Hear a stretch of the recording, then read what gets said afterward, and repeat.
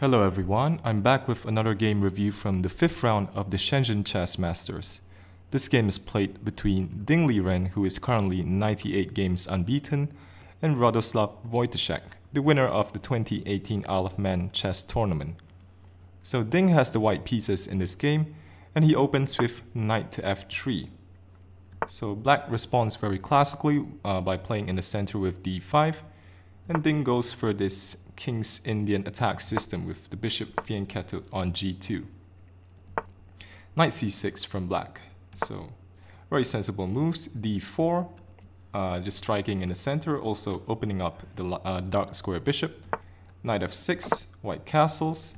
e6, c4 from Ding, putting more pressure on d5. So here black takes on c4 and queen to a4 from Ding. So a standard idea in these kinds of positions, preparing to recapture on c4 with the queen, and also this makes room for a rook coming to d1. Bishop d7. So Ding regains the pawn. We have c takes d4, knight takes d4, and you can see here that this bishop on g2 is wonderfully placed on this long diagonal, exerting a lot of pressure on b7. We have rook to c8 from Wojtaszek. It makes sense to line up your rook with the opposing queen. Knight c3 from Ding, developing. We have knight takes d4, queen takes d4, bishop c5 from Wojtaszek, developing with tempo on the queen. Queen goes to h4. So here at the moment, this pawn on b7 is undefended. So if black tries to save it with a move like b6, then white can play moves like bishop g5, also rook to d1, which puts black in some awkward pins. So that is why in this position, Wojtaszek plays the move. Instead of defending b7, he plays h6, just stopping white from going bishop to g5. So Ding goes for it. He takes the pawn on b7. We have rook to b8. So here bishop f3 seems to play itself. But Ding plays a very unexpected move here. He plays knight to e4. This looks at the bishop on c5, also putting more pressure on f6. So what happens if black takes on e4? Well, white doesn't lose material. He can take on d8 and then take on e4. Here's up a pawn, and with a very pleasant position to play. White isn't in any danger here. So what happens if rook takes b7? Then you can take the bishop. So after something like rook c7, white goes b4, and here white's play comes very easily. For example, black castles. Then white develops with bishop to f4, with tempo on the rook. If rook to c8, rook fd1, just piling up on the pinned bishop. This looks very pleasant for white. So after knight e4, Wojtaszek goes bishop to e7. So Ding retreats the bishop. We have castles from Wojtaszek. Rook to d1. Makes sense to put the rook on this open file, pinning the bishop. Knight to d5, opening up a discovery on the queen. So here, taking on e4 only helps white. After queen takes e4, you put the queen on a very nice square, and white has ideas of forming a queen-bishop battery with bishop d3, eyeing h7, which would force black to maybe play f5 or g6. Well, g6 would hang h6, but force black to make a weakening move. So here, black has the discovery bishop c6, but after rook takes, after the pieces are exchanged off, this just trades down into quite a pleasant endgame for white. So here f3, it seems that this rook is very awkwardly placed with ideas of bishop f6 from black. But after f3, bishop c2, threatening bishop f6, here white has b3 and white untangles. Because bishop f6 can be met with bishop a3, and this rook is now free to come to c1. So here, instead of taking on e5, Wojtaszek goes knight to d5. We have queen to h5, bishop c6, putting the bishop on the nice long diagonal. Bishop c4. The bishop on a6 is a bit out of place, so white reroutes the bishop back. We have queen to c8, lining up with this bishop. So Ding defends it with b3, and f5 here from Wojtaszek. So it seems here that black could get some play down this this a1 h8 diagonal, and also f5 kicks this knight away, so it no longer controls the c3 square. But here after knight e2, bishop f6, white actually manages to escape. Well, if he goes rook to b1, knight c3 would be quite good for black, winning the exchange.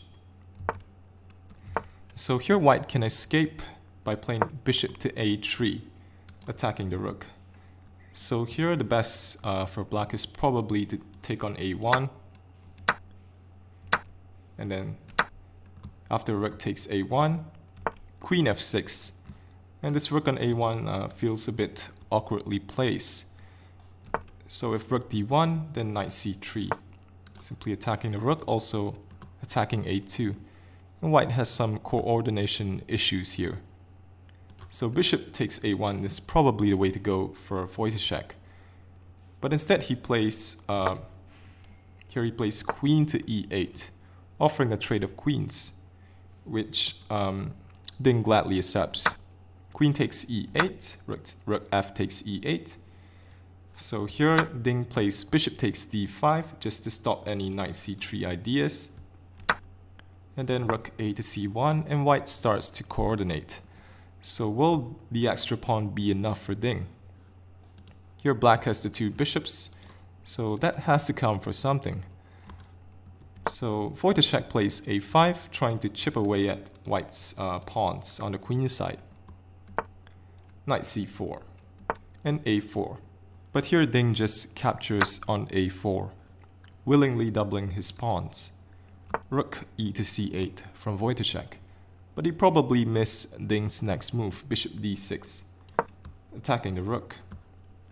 So maybe Wojtaszek was hoping that white played knight to e3, and after the rooks are exchanged, bishop takes a2, and here black only needs to focus on eliminating this a pawn. And also this bishop on a3 seems to be quite awkward for white. And white has to be a bit careful here. If he plays rook c2, then bishop b3 and black wins a4. So black probably hoped for knight to e3, but instead bishop d6 from Ding. So after the rook moves, knight e3, well, things are exchanged off, and again black takes on a2.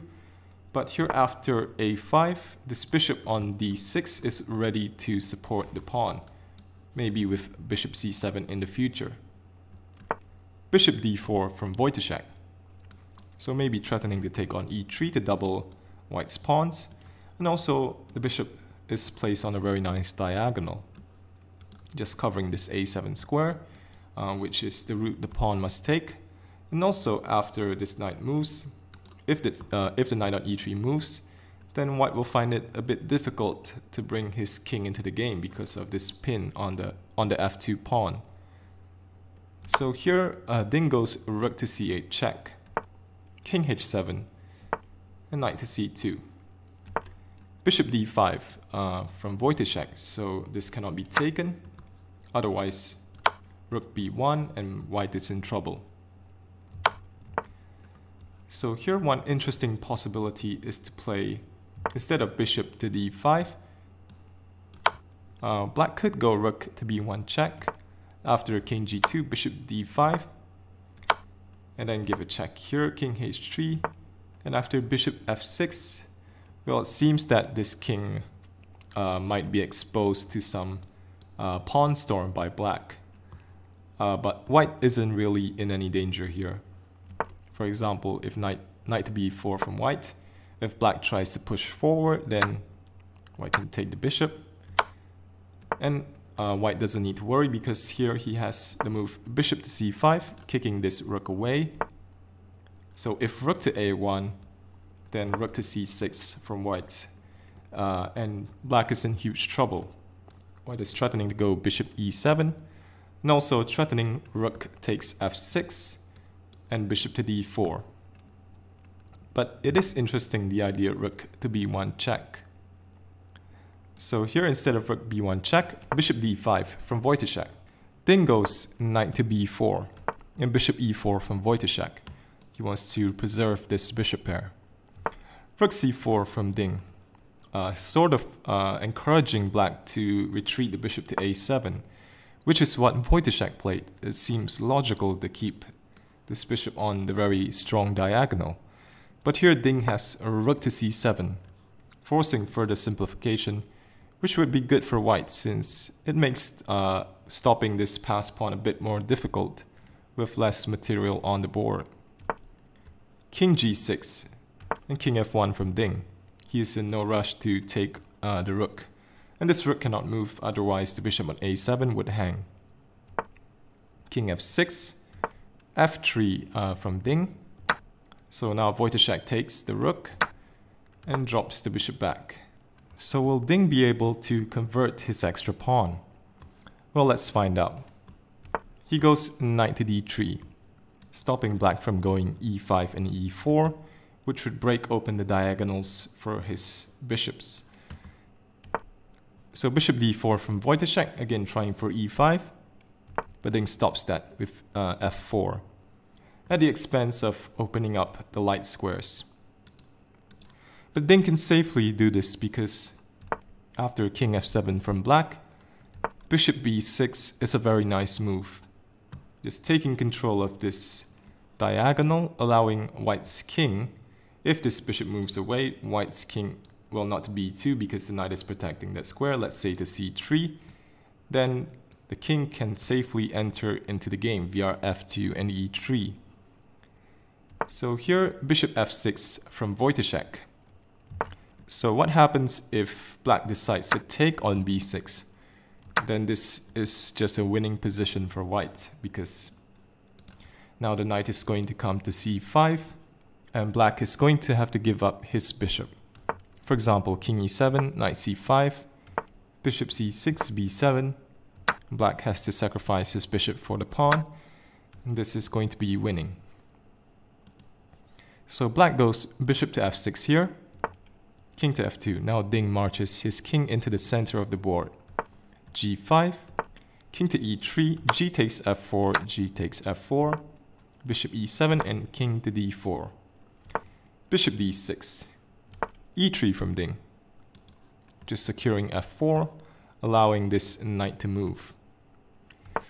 King to e8 from Wojtaszek, so he wants to bring his king over to cover this pass a pawn. Bishop c5 from Ding. So if that is taken, then this is favorable for white, because after knight takes c5, let's say bishop d5, king e5, going after this pawn on e6, king to e7 defending, and after a6, a7, well, there's no way that black can defend both this a pawn and also the weakness on e6.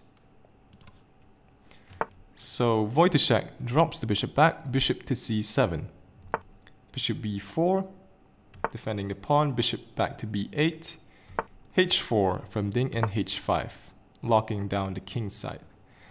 And now with the move h5, the square is now available for the knight. Ding now maneuvers his knight to g5, king d7. Wojtaszek tries to bring his king over to cover this outside pass pawn. Knight h3, king c6, knight g5 from Ding. So this puts pressure on e6. And up to this point, Wojtaszek has done an amazing job to defend this very difficult position. Here he should try the move king to b5. This comes with an attack on the bishop. If white plays bishop d2, then black goes bishop d5.